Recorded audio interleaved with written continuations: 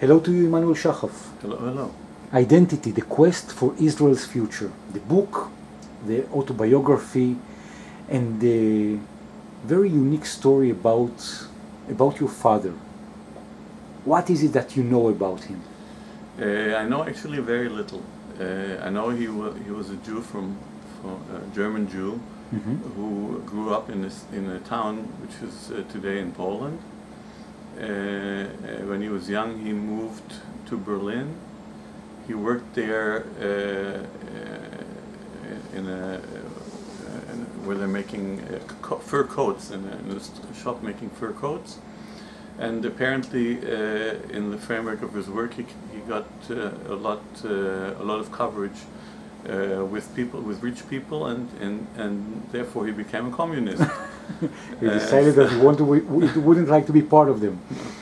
And as part of his work in the Communist Party, he got in trouble with the Nazis already in 1933, when they came to power, 1933 or 34. And they were, the communists at that time were trying to spread forged money in order to undermine the German economy. And he was caught and put in jail for 2 years or 2.5 years.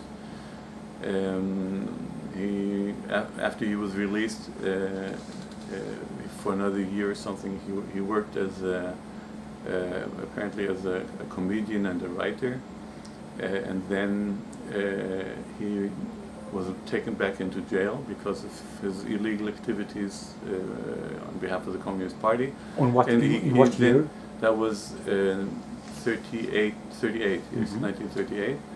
And he was taken to Buchenwald, and he basically spent 7 years until the downfall of the Nazi regime in Buchenwald, and survived Buchenwald, and was released in 1945 by the U.S. Army or the British, I don't know. Do you know something about those 7 years in Buchenwald? I have no him? idea. I have no idea.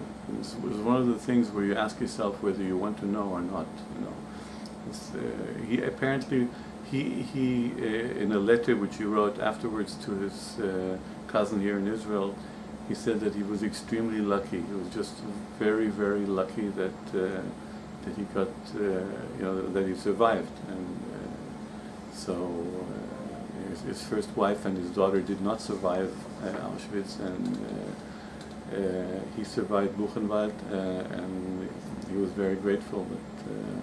But as these things go. So I don't know how he survived Buchenwald. And you met him, you were living together while you were at the age of 2 or 3? I met him when I was very little. We lived together until I was about 3 years old when my parents divorced. He after the war, he got back together with his communist friends and started to work for the communists.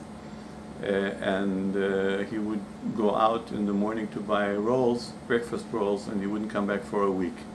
And it was very difficult for my mom like that. She wanted to have more children and more certainty. So she couldn't rely on him as a father in a way, and so they separated. And he apparently shortly after that got into trouble again because he was also working for the West at the time, and his communist comrades caught up with him, and he was jailed in East Germany for another 2 years or so, and then he was released. He was a spy? He was working in apparently in information gathering activities. Okay, I hesitate to say if he was a full-blown spy, but I think he was actually released. From what I heard, he was released in an exchange of spies. So there must be some truth to what you intimated. So I never saw him again. I never met him. I don't remember him. Okay, so my parents separated. I went with my mom, and when I was about 12 years old, she told me that my father would like to see me, And at that time, I had to consent, of course, and I had no recall, I had no memory, and I was happy where I was. I felt that, you know, I don't want trouble, so I decided not to go.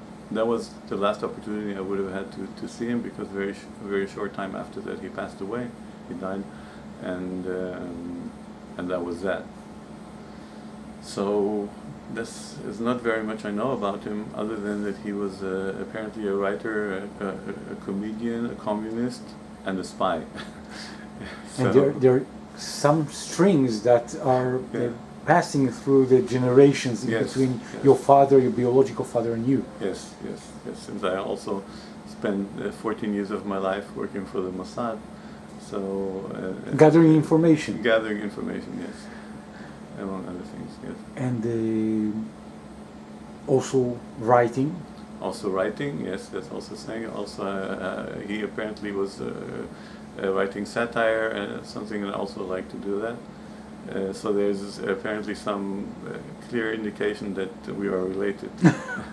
And also, you're introducing the grave also to the grandchildren. Yes, when I make it a point that all the grandchildren, and I have 8 and counting, when they get to bar mitzvah or bat mitzvah age, they get a trip to Berlin, and they get to visit the great-grandfather's grave.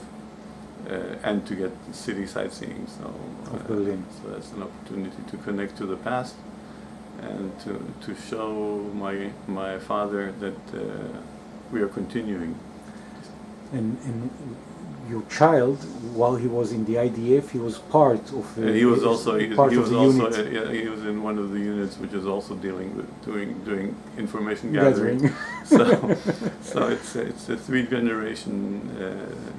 We're waiting for the next ones to come online, which will take another 3 years or so until the opportunity arises.